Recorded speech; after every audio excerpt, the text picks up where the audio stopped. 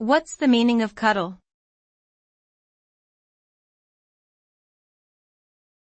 Cuddle.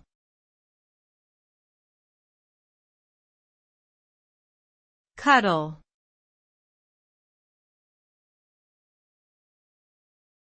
Cuddle.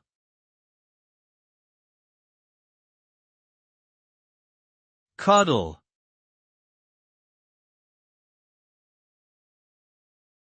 Cuddle means to hold someone affectionately, typically to provide comfort or warmth.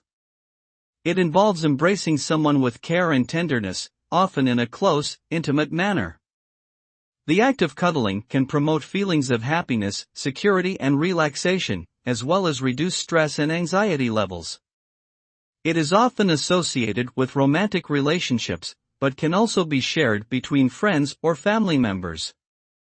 Overall, cuddling is a way to express love, affection, and emotional closeness through physical touch.